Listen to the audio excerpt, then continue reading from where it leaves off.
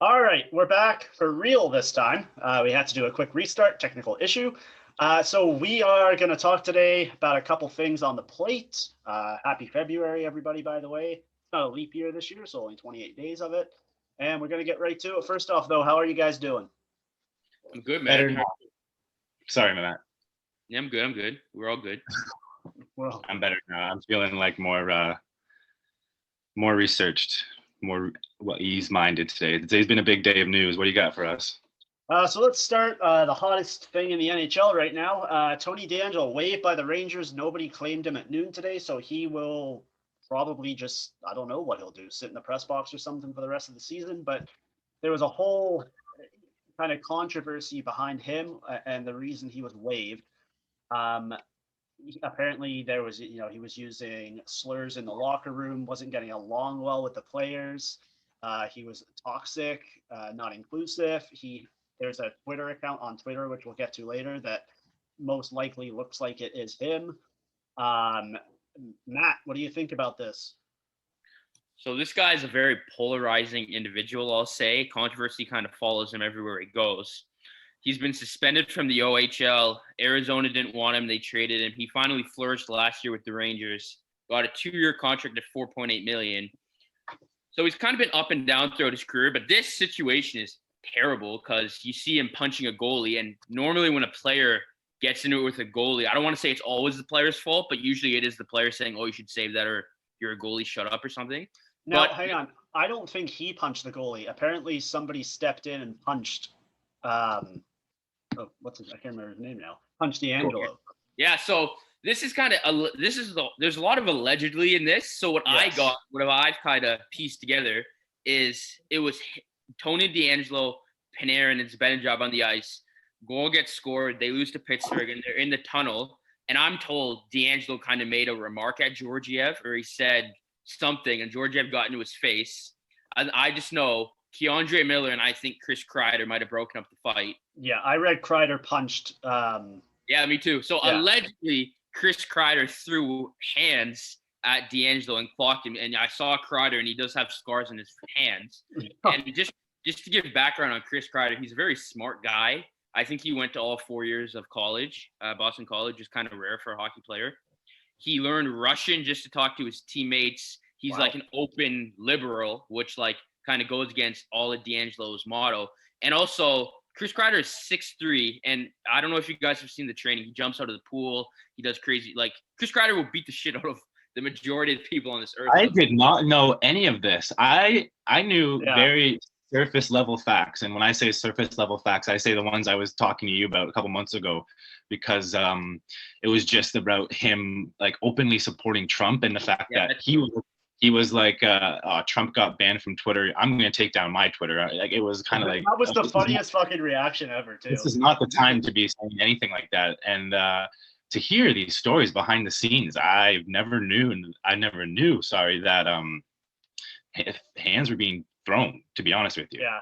And it's only reported, nothing's confirmed, but the next day, DeAngelo wasn't at practice and Georgiev wasn't at practice. So you put two and two together there. Let me read you some thoughts from the Twitter world. I think that's something that would be interesting to kind of get a view from you guys. I know you've probably seen all of the people reporting on this, but here's some comments on Friedman saying that he cleared waivers. DeAngelo cleared waivers today. So someone's like, yeah, cleared the rest of his calendar because now he's jobless. Someone said if Kareem Hunt can get a job, DeAngelo will be back. And then he'll probably go to the KHL and play for Bill Peters. And then someone just says, and their title is Toronto Six fans, so I'm not very positive about this one. He just needs a position change. I think he'd be much better fit at right wing. I don't think that guy knows the full story behind it, but it's pretty irrelevant. Yeah, but he has a history of this, right? And I think the Rangers kind of said, okay, enough's enough. Matt, maybe you can give a better background on this. Would you agree he's a replacement level player?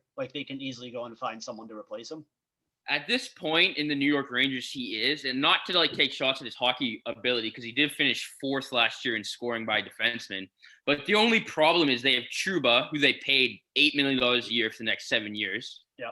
And they have Adam Fox, who is a stud.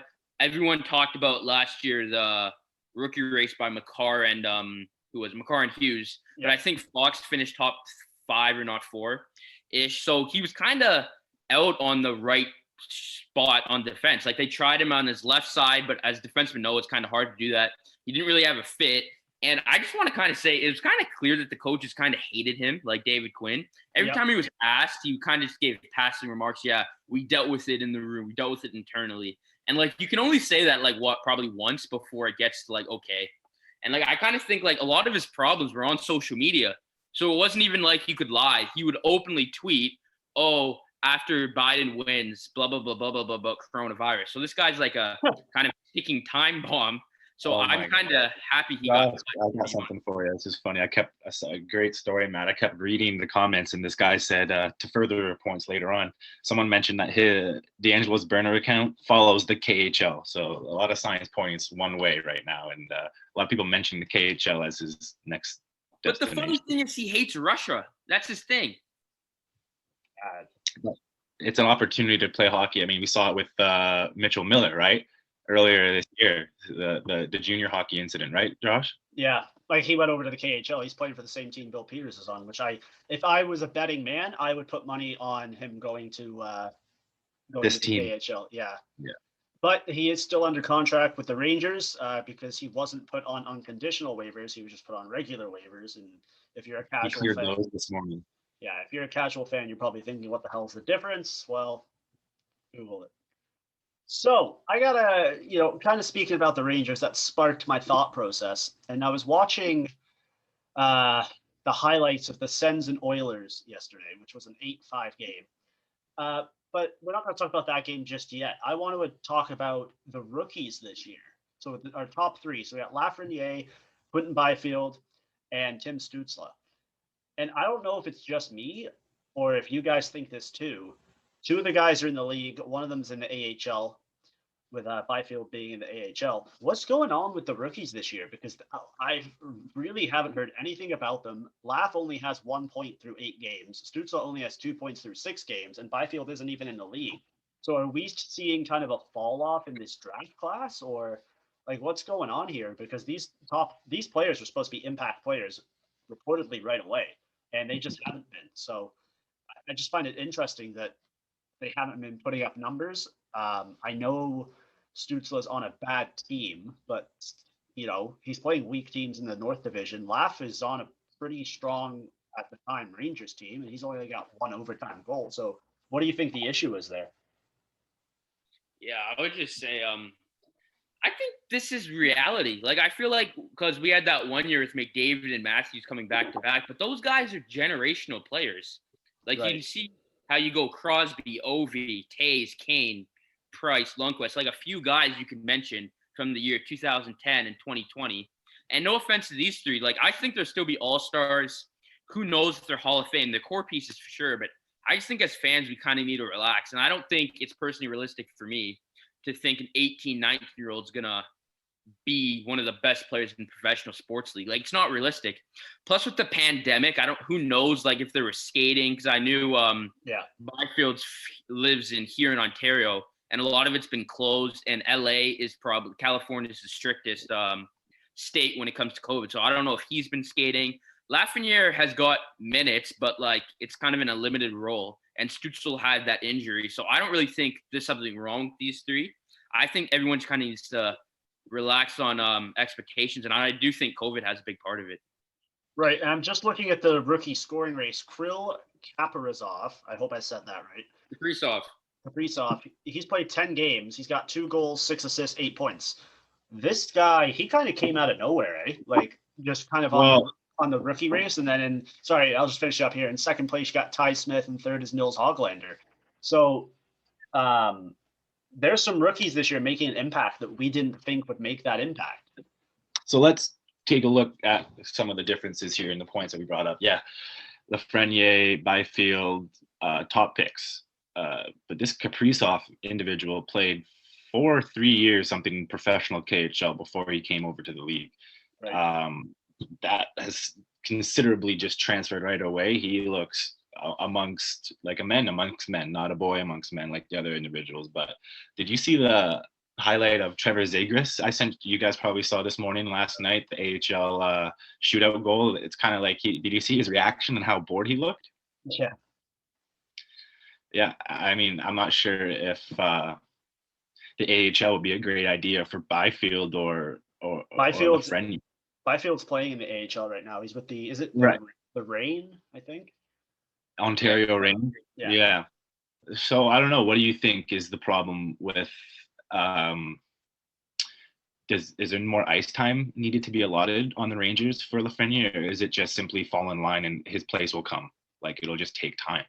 I think it's more of an ice time thing. Like, just kind of looking at all these franchises and how they build up. In my opinion, if you have a guy that highly coveted, you should throw him on line one right away.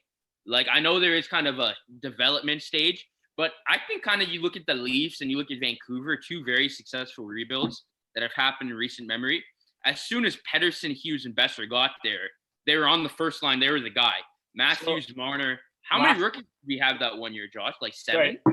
Lafreniere's average ice time per game is 15 minutes, 20 seconds. And yes, we did have, I think it was 7 or 8 rookies that one season. Exactly. So in my opinion, I think like if you're a team rebuilding, you should bring all your rookies up at once, put them in good roles, and have veterans kind of be your third line center, backup goalie, second, third pair defenseman. But in terms of these stars, I would say just throw them in the deep end. And like when you kind of talk about the Rangers, Lafreniere's there. Vitaly Kravtsov, who's in Russia, I would bring him over. So I just think a lot of these teams need to look at it more as a team development than individualized development, if that makes any sense. Yeah, I get that. It's a shame to see that, because I was expecting a lot out of Lafreniere this year. No, but realistically, if you play 15 minutes a game, you're not going to get a point a game. That's just not realistic. And I don't think he's even on the power play units either. No, he's not on the first one for sure, because I think it's Panarin, Benajab, Strome, Kreider, and Fox. Yeah. So I just wanted to bring that up, and like I look at, I'm not going to be as harsh on Stützle because he's on a weaker team. Like that Ottawa team is just not good right now. What about Byfield? He's doing well in the AHL. I would have liked to see him play with the Kings this year. I don't know why they sent him down.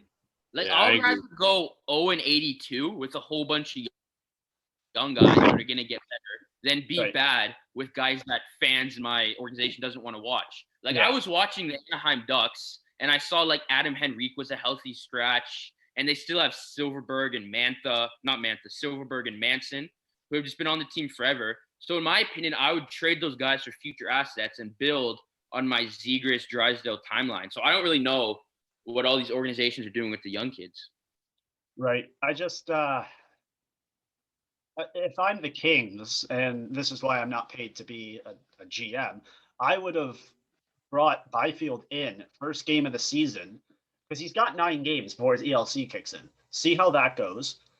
And then if you need to send him down, do it after that. But the issue is now the Kings, or when they bring him in, he's going to be behind in his development, because his rookie season is going to be when everyone else in his draft year is playing their second year or whatever. So you're just missing a year of development at the NHL level for one of probably your franchise player moving forward. And it's just really a shame. And I just look at previous second round picks. They've all made the jump right away. And I don't understand why LA did this, because it's not like they were going to make a playoff push this year anyway. So we'll see.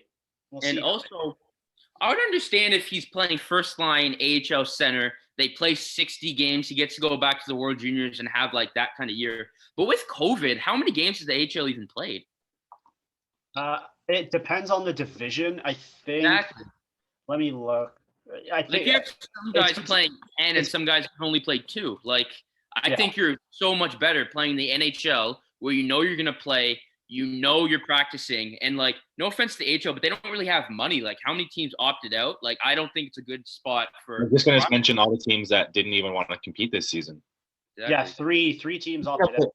You want to talk about the Silver Knights incident? I just thought of that. So did you see this, Matt? So there was a game between a Silver Knights game that was Henderson or something? Yeah, so it's the Golden Knights AHL team. They were up 1-0 going into the third period, and then the game was suspended due to COVID protocols.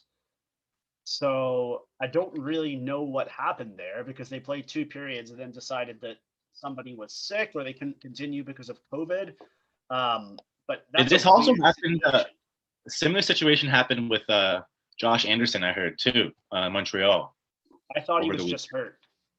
I heard something about a test, and then they had to test him again. I'll look more into that, but I think some people might know it. What am I looking at? 97 and 16 on those hockey sticks there, Josh. Are those Tim Hortons? Oh yeah, they're the Timmy's little things. Those things are classic. Yeah. No, so I think my question is, they have all this proper testing in place for the AHL. They're following around the same guidelines the NHL is. How does this happen where you get 2/3 of a game out of the way, and then all of a sudden you have to suspend it because you think one of your players has COVID? That just seems ridiculous to me. 100%. You've already played, and I don't want to say the damage is done, but like it is. Exactly. Like it's the same logic, just like you've been doing something all this time, and you're just gonna stop. Like it's kind of you being like a connection, like the OV and all of them in the hotel room. It's like they can't get in a hotel room, but if they walk 20 feet to the players only lounge, that's fine. Like it's like some of this COVID protocol, like I don't know. You gotta to be fair, yeah, Matt. I'm sure even the professionals and the officials in the leagues don't even know how to handle the COVID sometimes because it's new to everyone, and a lot of leagues with the coronavirus are just trying to save face. You know what I mean? Like if something were to happen and they were to get like a breakout, they got to do the right thing by like the PR station, or the PR protocols, not station. If that makes sense. I know Josh might understand. Like you got to keep your brand safe. You can't make your brand look the fact that you would play through coronavirus and you wouldn't follow, guidelines. But that's not to say that it is obviously it's super fishy. I want to mention, isn't it kind of wrong by, sorry to backtrack to the NWHL, but isn't it kind of wrong by the virus's standpoint and like the health protocols of like the world to take a team out of a tournament with that kind of lying about everyone or some cases? Like I think that's kind of wrongdoing of health protocols. Like they took the team out, maybe one person or 2 people, maybe no one tested.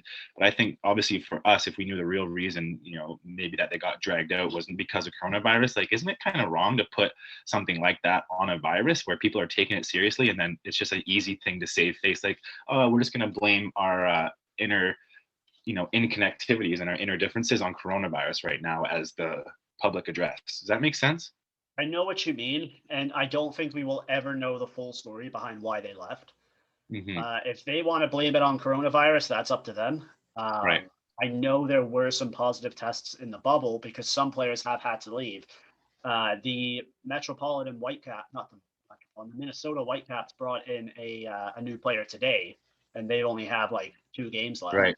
That's interesting. So they have players coming in and out of that bubble. That bubble's it's got a lot of holes in it. And I think half the reason, if a significant number of Rivs players did have a positive test, the correct move was to pull them out of the bubble because there's no way they would have to quarantine for 2 weeks while the season ends in 4 days. Like they're done on the 5th. Yeah, for sure. So it made sense. And watch this transition. It gave our 6th the chance to clinch the first place seed going into the semifinals, so they will play the winner of the Pride and series. So, very, very honored to be a part of this season in a way that I probably would have never been before if it wasn't for how much we've invested in the 6. We've chosen them as our team. We've interviewed them. We've decided to promote them, and here they are. After a slow start, a loss and a tie, or a loss and an overtime shootout or loss or whatever, they've gone on 4 straight. Winning in a 6. Absolutely like hammered the Whale last night. They're just making like perfect history, being the first team to be named the 6th to win 6-0. It's all going well. Social media interactions are off the roof. It's crazy to see your phone and to see something like it's the only Canadian team in the league too, which is great, and it's in Toronto. Yeah. So everything's going so far so good, really. And I think we got to highlight we got to make a case for having the MVP in our team, and Michaela Grant. 100%, man. Is she a hell of a hockey player or what? I don't know how Hockey Canada hasn't contacted her yet. They better. No, man, she's been blowing me away with these highlight reels, and then we have like one of the most stable defensemen I've seen in Lindsay Eastwood. I mean, I'm not here to just to promote names, but if you watch, you see that she's someone you can rely on, and I think we have Chuli backed up by Ridgewell. It's going to be a great end to the season. Yeah, it's exciting, right? Like they got 2 games left, a semifinal game, and then hopefully the final. So I guess they have 1 or 2 games left, but it's something, man, to just watch this team grow. Giving us the chance. They're giving the fans the chance, and that's amazing. You know, they're giving people extra hockey to watch, and now they're putting themselves in a position where Digit said on our podcast, you know, she designed a team to win now. So we're gonna see it, and we don't have to spend too much time. Do you have anything else to say? Yeah, I just want to say about the Six. What I like about them, and Digit did say this when she was on, they're fun. Right? Like they don't seem to ever, and I don't mean this in a bad way, but they don't ever seem to take anything too seriously. Like they go out there, they play hockey, and if they lose, it's on to the next one. That's just what it feels like. Like they don't mope around, and when they blew that 5-1 lead to the probably brought them closer together, when you think about it. Exactly, right. And if like Josh and I, sorry to interrupt you, keep going, but if you're watching the Twitter interactions, you're seeing the fun they're having. Yeah, like they just seem to get out there, do their thing, win, and come back in and dance in the change room to "Love Story" by Taylor Swift. So it's a great love story. That's a funny way to say it. But this is a couple days past, but we can't not talk about it because they don't play for fucking like 3 more days. The Leafs. They play. The same as the Six. They're both off till Thursday. So let's finish up the 6 details on the game. I haven't heard from Matt. Matt, did you watch the game on Saturday night rather? Say it again. Sorry, I missed that. Did you watch the Leafs and the last Leafs and Oilers game? Saturday I night? caught it. It was, I don't know, McDavid and Drysdale are on another level, eh? I think that was probably the greatest goal of the McDavid's career so far. Okay, hang on. Stop. Hang on. Okay. When McDavid scores a goal, do we overhype it just because he's McDavid? Because I thought that was a nice goal. I didn't think it was enough for the commentators to climax on air. Nah, fuck. I think when the whole team got embarrassed by one player, it doesn't happen to me. I think you can see Matthews or Marner embarrassed 2-3 players at a max, but this guy, I think it was a penalty kill or a power play maybe, but yeah, it was a power play. He just went. It was a power play, but is Josh? What? Sometimes the way McDavid comes down and does a play and manipulates himself through the net, and how easy it looks is sad to watch against other players in the NHL who when you look at it, dedicated their lives to this, and McDavid can make them look like a Timbits hockey player. I think he does that once to twice every game, and when he's not doing that, the puck's been on and off his stick in smart plays. So right. I don't know, like sure, it's McDavid, and even his highlights get to like Canadian party life somehow. So it's kind of a little bit overhyped, I would agree for sure. But I think he is a great player. Don't get me wrong there. I just think sometimes the hype is unwarranted. I think it's exaggerated for sure, 100%. But if you're a Leafs fan and that was Matthews, people will be saying the same thing and you'd be defending Matthews. So no, you know what it is, Josh? It's because like I love McDavid too, but all the goals are the same. That's literally all the same. Yeah. Like this guy is so fast and his hands and his feet go at the same speed that he would just skate by you. Like he doesn't like put it through your stick. He doesn't bat the puck out of midair. Sometimes he does, but you know what I'm trying to say? It's mostly him on a rush coming in and just attacking. So he never seems to shoot. Exactly. And it's just a little deke and then put it in the open spot. Yeah. So it's like a flick. Also, like, no offense to Edmonton, but like they kind of do it in nothing games. Like, you know what I mean? Like, it's not like he's doing this in game 7 or the Oilers organization gives them the opportunity to do it a Saturday night, the winner goes to the playoffs. Like, I feel like whenever he does something crazy, look at the score, like last night, it's 8-3. So it's like, like, I don't know. I just feel like as a fan, it's always better. Like Michael Jordan when it's the buzzer beater or something like that. But like, I don't know. He's so good and consistent that like, he's kind of have to bow down, I guess. And I had a good debate with my buddy, Nate. I'll give him a shout out because I know he listens. But he was asking me, he goes, what what do you see the difference between McDavid and Matthews? I said McDavid picks his spots to make a play. Matthews can seem to make a play out of anything because he has so much power, right? Like Matthews can do that rush to the net in a little flick, but he can also get the puck below the goal line, transition at the half circle, and shoot. Yeah, but I don't think you're giving McDavid justice. I don't think you're giving. Sorry. Yeah. I think McDavid does stuff Matthews can't do, but everything Matthews does, except for the shot, I think McDavid can do. Okay, so that's exactly what I was gonna say. There's no competition with shots. One-timers, Matthews can take a blue line one-timer slap shot. I think McDavid would fall through his ankles if he tried that shit. Yeah, I don't think he's a very confident slap shotter, shooter. Like, I think his wrist shot would be a muffin from the blue line, and that's just me getting a little bit antsy with him. But when is the last time you've seen a distant shot from Connor, or one-timer lined up? His stick is longer than his body. He can't flex it properly. Matthew's stick is supposed to be, it's at a perfect height. He can shoot it from anywhere he wants to. It can be a slapper. You can raise a stick, and I think he can do it without his wrists even moving. Huge difference. It looks like McDavid's still learning how to shoot in the NHL. Everything. It's weird. Like, I've never seen anything quite like it where a player doesn't shoot but still scores 30 goals, right? Like, I think we're sounding like salty Leaf fans right now. No. I'm not fazed by what McDavid does because no matter what he does, leaving goals, and you guys are like, "Oh my god, he can't shoot." No. I don't think he can shoot. No matter what McDavid does, it's irrelevant to the Leafs because the Oilers are never going to be close enough to the Leafs for it to matter. So McDavid can go ahead and highlight and rip people apart, but it doesn't matter to me. Just to flip it, do you think that's a problem, and how much longer do you think McDavid's in Edmonton for? If that is 2 seasons. Yeah, I think we don't want to go back on this. We talked about this earlier, but me and Josh talked about this over the weekend as well. Like, okay, well, Matthews and McDavid's fathers are now getting best friends, and now they're working out in the summer. Before they retire, maybe not next contracts, but these guys will link up. Brandon, the way you said that, you made it sound like Matthews and McDavid's dads were working out together. I know. No, Matthews and McDavid are working out. And on the broadcast the other night, they were highlighting that McDavid and Matthews' father have come close.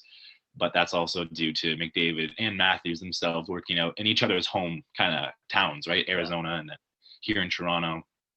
I don't know. Like I said, I'm just exaggerating. You'd love to see it because of the whole super team era in every league almost is happening now. But McDavid and Matthews, something maybe to look forward to before 2035 or something like that. Nothing in the near future, but we can make a transition out of here if you want.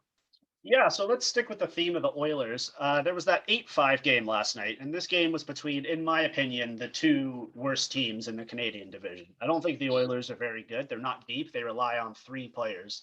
And the Sens are the Sens. I'm disappointed by the Sens this year. I thought they would put up a little more of a fight.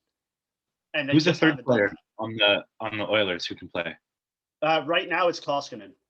Okay, I was just wondering. Yeah, but that's by default, not because he's good. Exactly. Exactly right. Like, yeah, there's only one left. You know what I mean? Yeah. So. Let me go off one point there. I am also disappointed after the Senators beat the Leafs on opening, or they beat the Leafs on opening night. Second game. Second.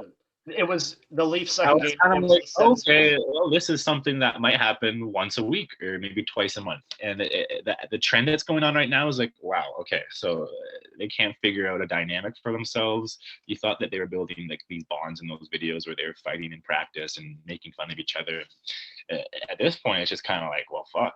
Like, I haven't seen something of a glimpse of hope out of Stützle since the first 2 games, and that's when they were just talking about him because he was fresh off the World Juniors MVP almost. So I think obviously it's died down. I don't think that he's a problem. I think he's going to be I think to Matt's point earlier, I would rather lose any game as a GM with putting my young stars in the lineup as soon as they enter, just for that experience, and it will help down the road. But yeah, with the Oilers and the Senators, I'm not too sure on their consistency levels yet. I mean, sure, I was kind of surprised when you said that the third player is Koskinen because I really see the Oilers as a 2-man team. I only said Koskinen because going into last night, he had started every game for them. Yeah, and that's good for him. But I want to talk to you about the fact that every time I go on social media and I look at news from the rest of the 3 divisions in the NHL, people on Twitter almost refer to it as other leagues. Like, some people I hear are like, I watched NHL now, and I only see the Canadian division. Is there even another NHL going on? What are your thoughts on that? How often do you guys keep up with the rest of the league? Okay, so I think I watched Pittsburgh-Boston the other night, and I felt like I was watching the Swedish league. I've been watching Buffalo when they come. I've been Buffalo's trying fun. to watch Buffalo when they come on. To be honest with you, what about you, Matt? Matt, you watch a lot more games than we do. Like, Yeah, I watch every game. You guys are busy with school and stuff, but no, I watch mostly every game. I think it's just because, like, no offense to Canadian media, but they do such a bad job of talking about everything else that's going on. yeah, Like I just kind of think like the New York Rangers story kind of blown up because it's the Rangers and it's crazy because they have like an alleged white supremacist on the team, I guess. But in terms of well, that's how people put it. But in terms of just hockey perspective, I think they do such a bad job because like this Kaprizov kid's unreal. Like I've been watching him. I encourage you two and like all of like our listeners to go watch him. There's other storylines. Like I don't know if you guys saw what Makara did last night. He was amazing. Yep. Like I just think like they do such a bad job. Like I know there's a lot of good players in the Canadian division, and the division with the Florida teams and Dallas and Carolina got hit with COVID. So I understand why they're not talking about that. But like the division with Boston, Philly, Pittsburgh, Washington, I thought was going to fall off, and they've been chugging away. The OV story. So I think it's just kind of lazy in terms of journalism and just Canadian media, I guess, why we don't watch a lot. And also, last night, or a few nights ago, they had 8 games, and all of them started at 7 p.m. Okay, like, there's so many things I want to branch off on here, so I'll get to the quickest one first. So I'll play Matt's favorite game. I'll be the devil's advocate. Knew what he was coming to say. So, as Canadian media, as TSN, you have 7 markets to appeal, correct? They're not going to talk about Florida, Tampa when they can talk about Winnipeg, Ottawa. That's the Sports Network and Sports Center. Sportsnet. They're going to talk about Canadian teams because they only air in Canada. You don't get TSN and Sportsnet down in the States because you don't, like the Canadian channels. But they talk about the Canadian teams because they're in Canadian markets. So that's why they're going to heavily focus on the Canadian teams. Secondly, I think what you're seeing this season is a visible split between an average fan and a diehard fan. Because the diehard fans, they're getting their news from all around the league. When I wake up in the morning, the first thing I do, or one of the first things I do, is check Twitter to see, okay, what happened last night in the league? What did I miss? I read the Athletic articles. You check all the hashtags for every team, like all their logo hashtags. You kind of check through Check that. I throw on Sports Center. I go on the NHL YouTube channel and watch the highlights from every single game. Yeah, I do. I'm not working right now, guys, so I have time to do that. But like, that's what I do. Interesting to us. Yeah. Where the average fan will just throw on TSN and they're only showing the highlights in the Canadian games, right? So maybe that's what we're seeing as the divisible split. And to get to my last point, what the hell is wrong with the NHL schedule this year? And dude, I don't think it's a Sportsnet TSN issue. I think it's just where they put games and how they decide to talk about stuff. Like you see Edmonton and, does this guy want out? Reality, it's like I don't know, man. I just think it's so dumb. Like you can't have all the games starting at 7 p.m. Like I thought that was just common sense. And wasn't that on Saturday too? Like it wasn't even like Tuesday. It was Saturday. There was, I think it was Thursday night. There was 13 games, and then Friday there was 1 game at 10 p.m. Like I don't understand how they do it. What are you doing? And especially in like regional markets, I was kind of thinking, like if I live in Detroit. Or if I live in Pittsburgh, I could be a Philadelphia fan because it's the same state. You know what I mean? So you can't say just, appease the local people. Like here in Ontario, we have people that are Habs fans, all this. So I don't understand why the NHL, in terms of time, thinks that, you live here, you're only going to watch this game, that, there. Like on Saturday, you should have a game at 12, 3:30, 7, and then 8:30, and then 10, no?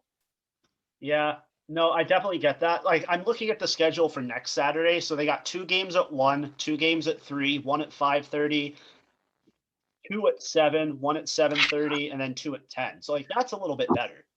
That's way better. But I don't know. I just feel like early in the season you have to get all this mini stuff right. Like I think like everyone knew Montreal would be really good, or people thought Toronto would be really good. Why have we only played them once so far? There's a stretch coming up where we play a lot of people. No, but I just mean like I thought the whole point of the schedule was to do condensed games And like, I personally don't feel like it's that condensed. Do you guys? Like, the Leafs don't play for 4 days. How is that condensed? I don't know. Not condensed. I hated it. I looked at the schedule today before I came on, and I was like, tonight, oh shit, no Leafs. Tomorrow, no Leafs. Wednesday, must be a grammar or an editing error, no Leafs. Thursday, first Leafs game. I was kind of really pissed at. Like, the way that this season was kind of sold to fans is like, you're only going to play these teams. You're going to have 3 games in 4 nights. You might even have to play 3 games in a row. Do this. And then I kind of saw like people said maybe they did that because of all the COVID cancellations. You have a lot of time in your schedule to kind of do it. And I was just thinking, this isn't the NFL. Like, if everything goes wrong, can't you just do win percentage? So like, why do you need holes for makeup games? Like, do you really need to make games? We'll do one last thing on the NHL, then I think we're going to move on. It was announced this week that the NHL do plan to have a buffer period of 7 to 10 days to make up games if they need to.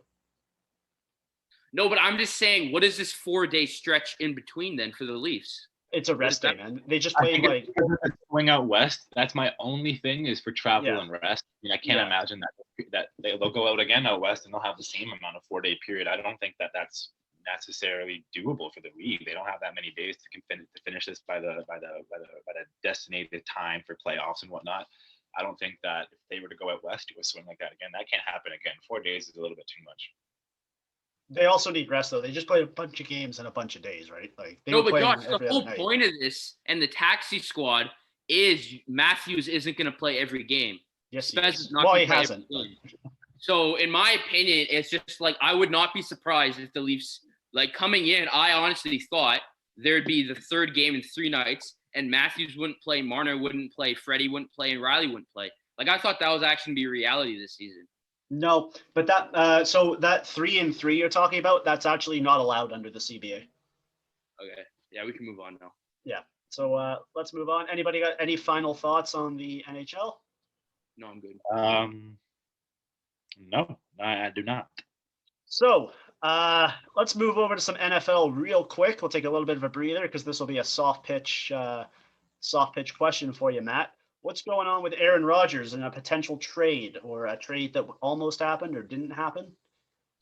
Yeah, so basically the Rams, they traded Jared Goff, everyone knows, for Matt Stafford. But originally they wanted Aaron Rodgers, or they circled around there, obviously. And apparently the Green Bay Packers organization told them to fuck off. Oh, okay. That's it. Organizations telling organizations to fuck off. How did you feel about? I heard this come out that Matthew Stafford's only team on his destination list that he did not want to go to was the Patriots. Did you see that? Yep. Yeah, I saw that, and I think that just because, like, it sounds kind of bad, but a lot of New England people go to Detroit because of the Matt Patricia era. So, like, Detroit over the last couple of years has tried to be the Patriots, and I think Matthew Stafford's seen and done all that, and he's just like, I want to get as far away from Detroit, Boston, just go halfway across. Very, very, very good. I think that was kind of the logic there. And I heard he already has a house down there. So I understand why Matthew Stafford won't do it. I just feel bad for Jared Goff going to Detroit. Right. Tough break. Sorry, 1 second here. My screen froze. There we go. Yeah, I guess my prediction was wrong where I said we wouldn't see movement in the NFL till April, so I'll just shoot myself in the foot on that one. But it was nice to see some movement. I'll give them that. But not too much coming out of the NFL. I think our next show, we're going to do our Super Bowl preview and predictions and picks. Maybe what I'll do, boys, is I'll come up with some prop bets and we can fill out a sheet and see who does the best. But they're not going to be your traditional ones. I'm going to do some fun ones. How's that sound? Good. Yeah? We'll do that. Okay, golf was back this weekend. Patrick Reed won the Farmers Open. But the story out of that wasn't really him winning. There was a bunch of controversy in this golf tournament. Are you a big golf guy, Matt? A little bit. I heard the story, which is kind of funny. Just like, well, judging what I got from like on the outside, is this guy's involved in every controversy, cheating, and you saw Brooks Koepka totally blast him. And I just think like, from the wrong Twitter account. Yeah. Okay. I just think if you're the guy who does all this stuff every single time, you're not going to get the benefit of the doubt. And he certainly did not get the benefit of the doubt here.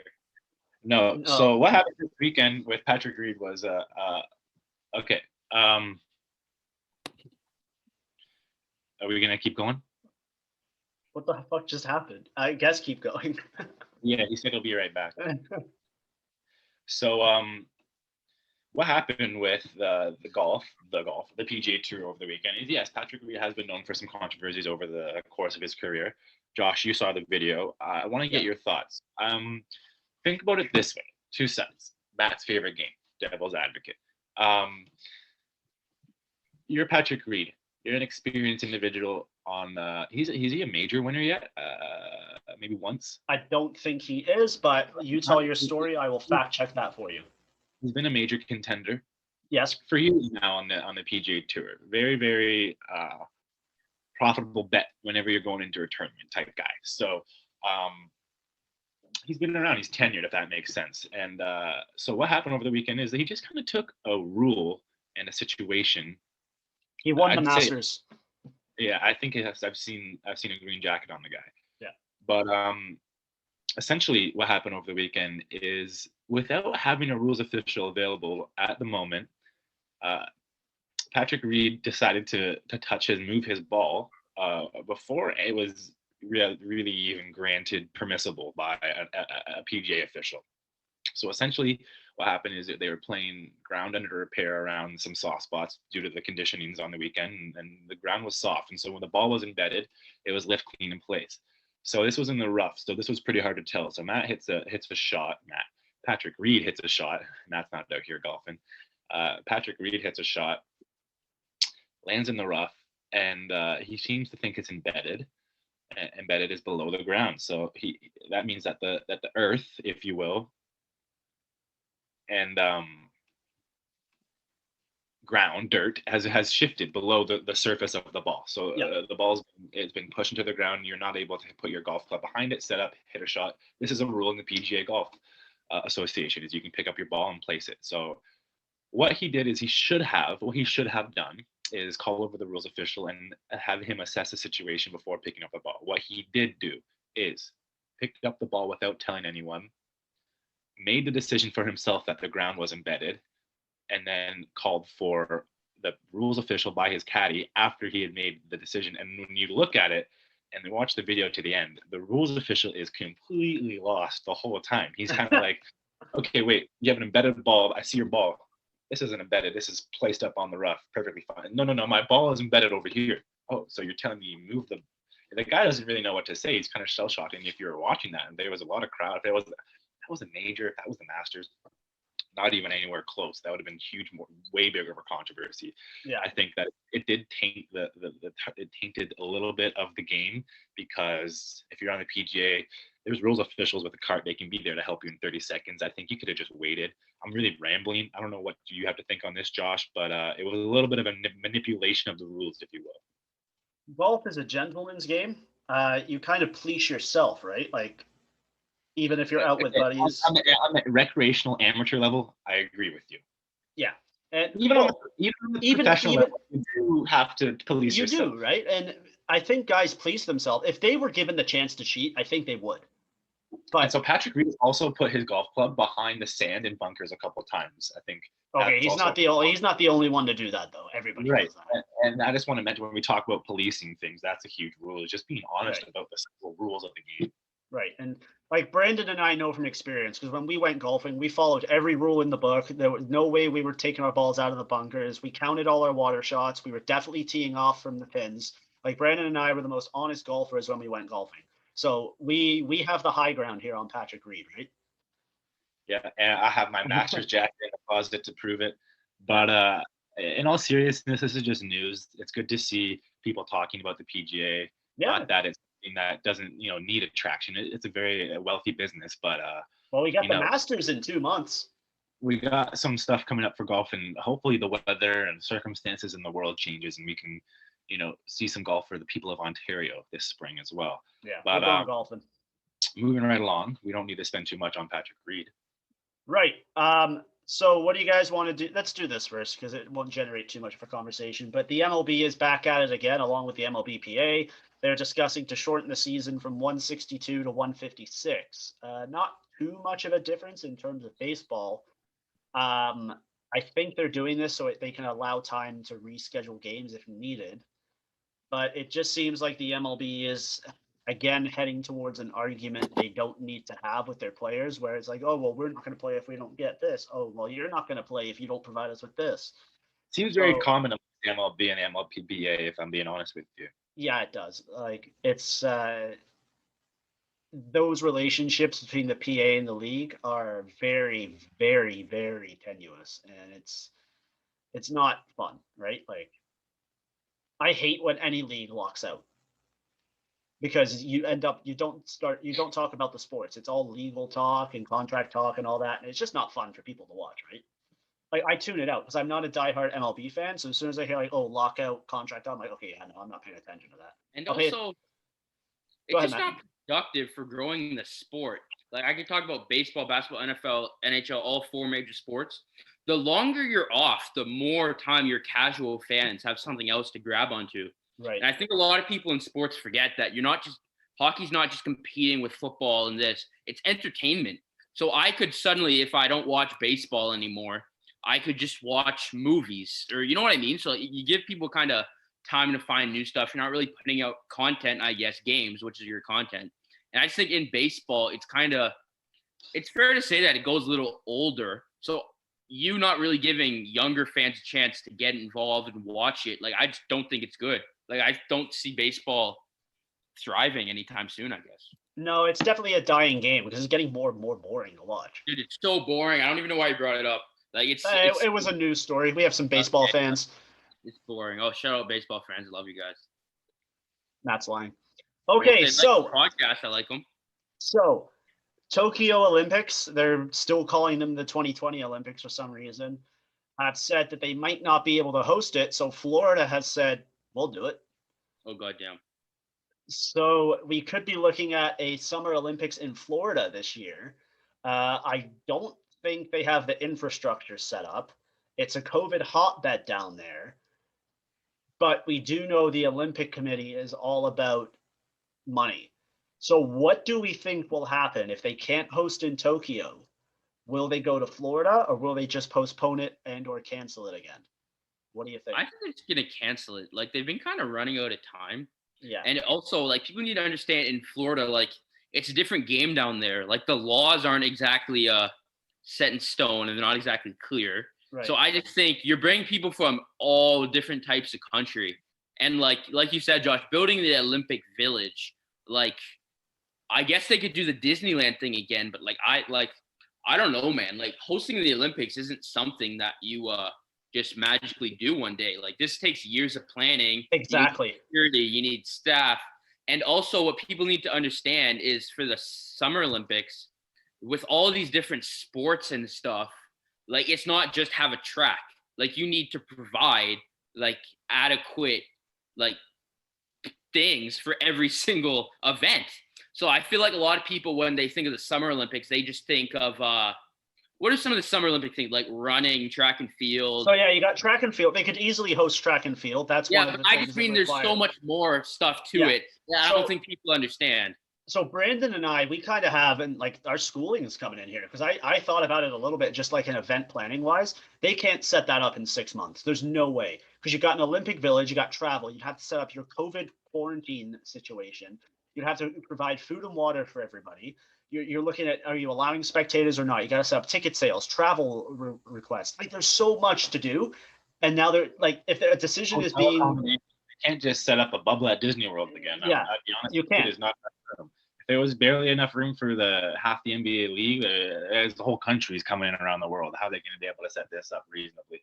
And for people of varying nationalities and languages and ethnicities, how are they supposed to understand one rule when it comes down to coronavirus and limitations? I'm sure everyone knows about coronavirus around the world, but when they come to California, the rules and everything's a little bit tainted, if you will. And I think that you'll see those examples and instances of, I just walked across the boundaries of the bubble and got my Uber Eats, and then you get kicked. You know what I mean? Like, that happened in the NBA bubble. Someone went across state lines, if you will, of the Orlando Disney bubble, and you go across, you literally go a foot out the bubble, and you're gone. You're quarantined.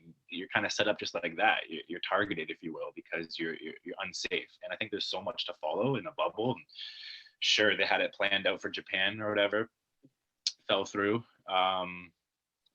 for it to be in Florida of all places, where it was the biggest controversy of coronavirus, is kind of a joke. I know that the first thing that happened back in March or last year was that the whole world was locked down, and like the Florida mayor was like, "Fuck it, let's start wrestling down here." And it's not necessarily like you remember that, Josh? Well, I just want to, on a side note, WrestleMania is in Florida this year, 2 nights, and they're having 25,000 people in the stadium. So that's the thing. People I don't know. Don't care. I don't know Like, if it's yeah. So that it's a Florida type. Oh wait, no, we're not talking about Florida. We're talking about. Oh yeah, we are Florida Olympics. I thought we were talking about California Olympics. I'm like, that's actually happening a couple years down the line. Yeah. But yeah, Florida it's kind of a place where it's like the appendix of America, if you will. It's like you could use it, or you don't really need it if it's gone. Yeah, it's nice to vacation in. So let me just read you. So some of the sports that they would have to accommodate, stop me when you've had enough: 3-on-3 basketball, archery, gymnastics, swimming, athletics, badminton, baseball, basketball, beach volleyball, boxing, canoeing again, BMX, cycling BMX, mountain biking. Like there's so much here. Golf, handball, skateboarding, sport climbing, triathlon, volleyball, water polo, weightlifting, wrestling. Like and that was just like a portion of the list. They have so much they would have to set up. So we could be here giving a PowerPoint presentation to the viewers, however many there are, on why this is not going to work out. But hey Brandon, do you think they're going to make us do a project to set up Florida to do the Olympics? I'm not going to say it. I'm not going to be the one to say it. And also, just to kind of wrap this up, I think most of this is probably like an economy booster or political, because there's no way they actually think they could do this. So it's probably more just people just flowing it out there, because that's like a scenario. Like it's not realistic. Like I think it's actually just someone literally just said, "Wouldn't this be amazing?" And yeah, it would be amazing, but it's not realistic. But like, what if the IOC turned around to the Florida government and went, "Okay, yeah, do it," and then they were like, "Well, no, we were just kidding." Like, no, dude, if IOC went to Florida and said, and like they got everything they need, Florida would try their best to do it. It's just not a good idea. Yeah, it's more that, and people are say Florida just because the coronavirus rules are loose there. There's other places in the world they could do it that's not Florida. You could go back to London. Well, maybe not London, but like go back to a previous host who still have the facilities to use and just do it again. Yeah. Where were the 2016 ones? Was it Rio? Yeah, it was in Brazil. Oh, maybe don't go there. Yeah, you can't go to Brazil. It doesn't matter. I think they're just gonna cancel it, to be honest with you. Yeah, I don't think the Olympics will be taking place this year. Yeah, cancel. I think they're just gonna skip it and wait for the winter ones in 2024. Yeah. So one last question to close this out with: do you guys think the Euro Cup will happen? Yeah. I think the Euro Cup will go forward. I think that's just less people. It's one sport. All these athletes have already been playing and already know the protocol, kind of. What is the Euro Cup? A lot easier in terms of COVID testing. It's the equivalent to the World Cup, just European countries. That's lame. I don't like soccer. Dude, no, international soccer, there is no level of sport. No level of sport. International soccer is the hypest. Okay. It is. Okay. Yeah. So they either have it. When England made their World Cup push in 2018? It was 2018. They made a World Cup push. Dude, it was incredible. All right. What is a burner account? Do you know, Matt? Do you know the definition? I know my definition. All right, all right, let's hear it. My definition is literally an account with numbers like 0, 1, 2, 2, 5 or something. And it's like you doing all the bad stuff you want to do, but you don't want it attached with your name. So you have a burner account. It could be used to tweet at people you hate, to spread misogynist, racist, bigoted language, or it could be used to stalk somebody. But whatever it is, it probably has bad intentions or something that you don't want your name attached to what you're doing. Right. Brandon, I like that. What's your definition of everyone's definition of a burner account? Yeah. Okay, I'm looking at it. I think it's funny how Matt mentioned that the definition of his burner account has to mention numbers in the username. Well, I said it usually does. Yeah. I'm not saying that I think that does benefit, and that's easier to seek out those ones. You know what I mean? The ones that I've seen, it depends, right? So for a burner account for me is obviously the same. I wouldn't stray from his description of it. It's a separate account from your name professionally, where you're trying to get out opinions that you wouldn't want associated around your real name otherwise. That's not the point that I'm trying to make. I'm trying to make the point of, I'm not even trying to make a point. I'm just trying to bring up 3 stories of burner accounts. We had Kevin Durant most prominently, and then we had Brian Colangelo, and the one we're going to talk about today is Tony DeAngelo. So you can get a little bit more specific now. I just wanted to say I don't have to stray from your opinion. I like Matt's decision on what he said. I just want to shout out Kevin Durant. The Kevin Durant one, he admitted to it. So like the whole point, I agree. I just think like all these burner accounts that you just mentioned, it was so easy to track it back to the person because it was things, opinions that only they would know. And the Colangelo one with the GM, he was releasing information that happened, like sports information that happened like 2 weeks later. Wasn't it his wife though? That was the cover up, I think. I'll go to it. I think it was his wife's maybe email account, or he blamed it on his wife, something like that. But I think it was the cover up. Dude, if they can track it back to in your household, I don't care. You're reliable for it. Like, regardless if it was his wife, it's him telling her at Pillow Talk what to say. I'm sure at night they're just discussing what to tweet. Yeah, Josh, they literally said this person's probably going to sign there, and they signed there, and there is your team. Like, that was terrible. But like, let's start Tony DeAngelo's. Okay, so sorry. Here's a list of this is courtesy of Sports Gambling Podcast Network. So top 5 sports burner accounts who have been caught red-handed: Brian Colangelo, Antonio Brown, Jason Litch, who's the GM of the Buccaneers, Kevin Durant, and then the list ends. Okay, that was only 4, whatever. So the newest one will be Tony DeAngelo, I'm sure, coming very soon as the internet continues to deep dive into what we have. I'm not even going to mention the name. I think it's a little bit too exaggerated to call him out. But this specific Tony DeAngelo assumed burner account has 3,000 followers to 8 following. I think that's hilarious. That's a burner account. People know that they want to see something coming out of this guy's mouth. And let's just read a couple highlighted tweets. There's 3 mentions from the Elliot Friedman DeAngelo Clears tweet this morning.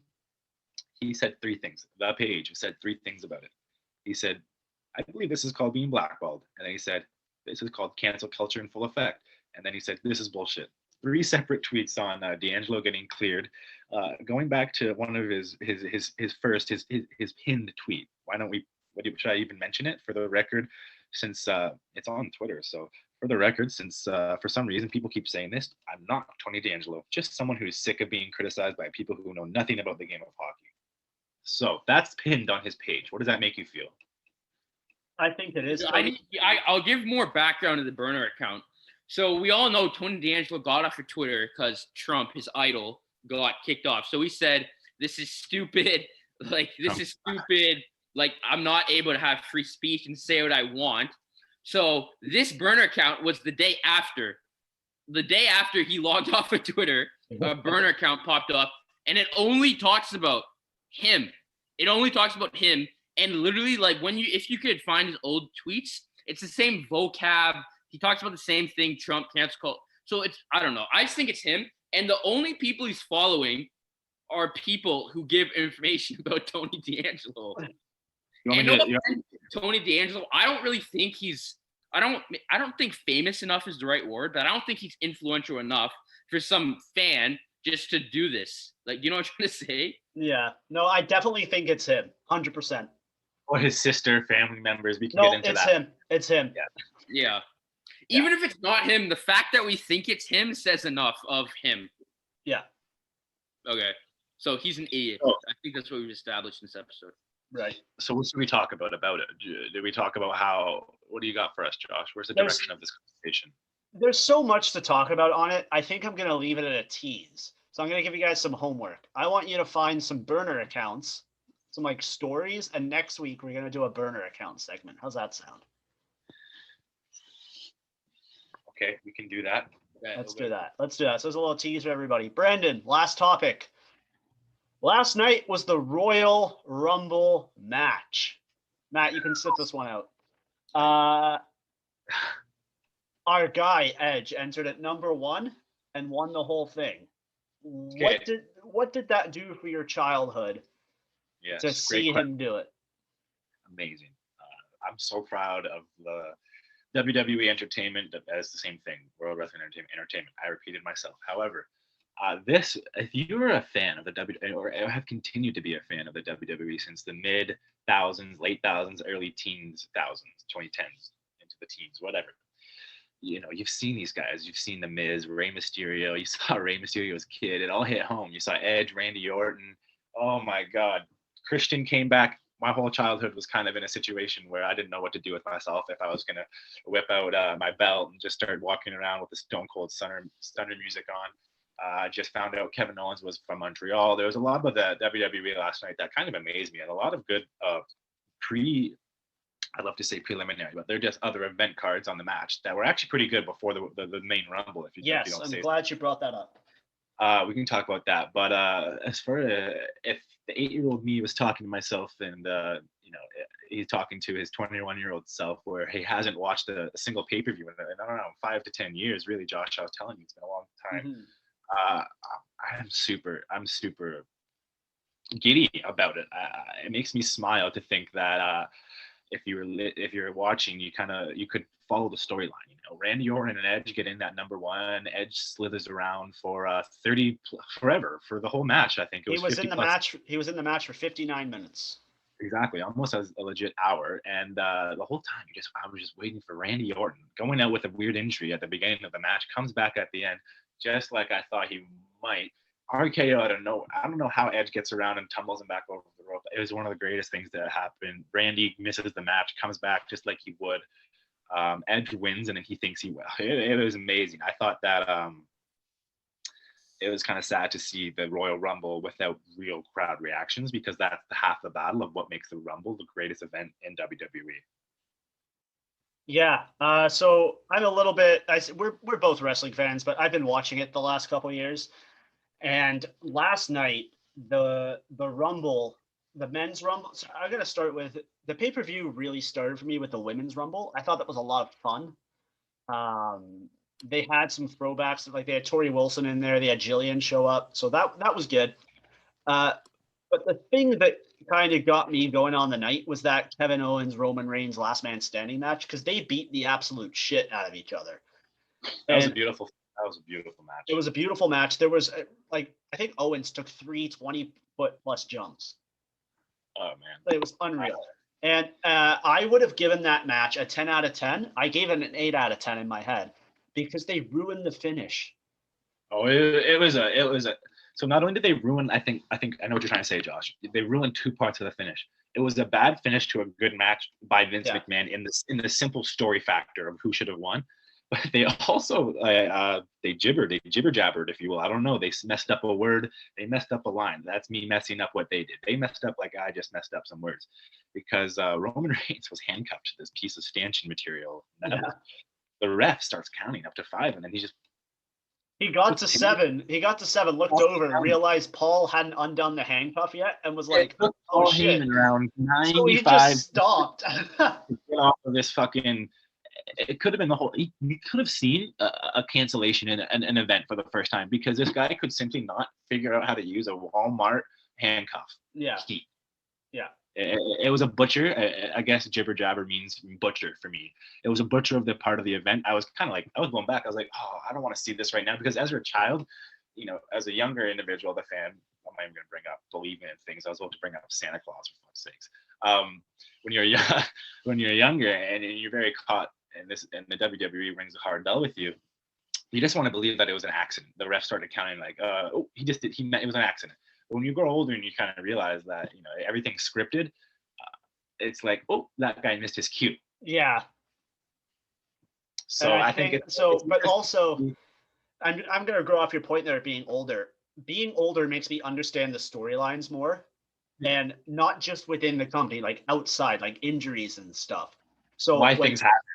Exactly. And when Edge entered at number 1 after having triple fusion neck surgery, coming back last year, blowing both his pectoral muscles, coming back this year, running the gauntlet for 59 minutes, That was good enough itself. And then they had Christian show up, Oh man, who was supposed to never wrestle again. He wrestles for 20 plus minutes. They're in the final four. It was great. It was just amazing. And we'll leave it at that because Matt's fallen asleep. So next week, or next show, sorry, we are going to do. Let's throw a tease out there. We got 2 segments planned. I think I can come up with a couple more. We're gonna do a burner account segment. We're gonna do. We got 3. That's in 2 shows. That's a different show. So the burner account will be in two episodes. If that makes sense. Okay, yeah, we'll do a separate show for burner account, sure. And then we're gonna do Super Bowl prop bets. The Leafs will have played by then. Yeah. And we're going to do a new game we came up with called Devil's Advocate, where I'm going to give Matt some arguments. I'll take one side of the argument and give it, and he has to argue his ass off.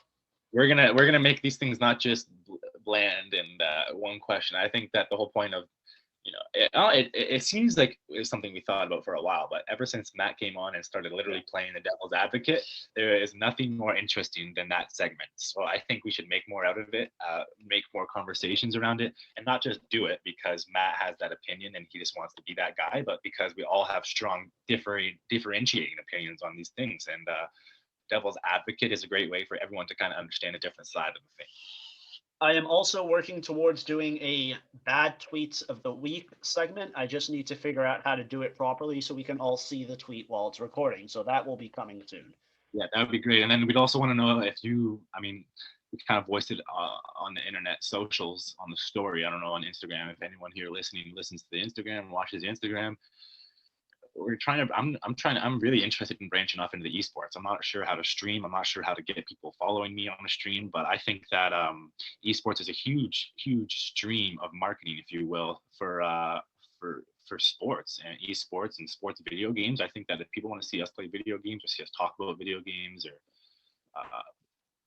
see how video games affects the culture of sports, because I think that video games in this whole quarantine is a huge thing right now. Everyone's been playing video games because what else is there to do? And I think that you can relate that to sports. There's lots of sports video games and there's a huge market for this shit. Matt, you play video games? Yep. Which games? There we go. Thank you guys for listening. We hope you made it this far. If you did, like the video. Bye.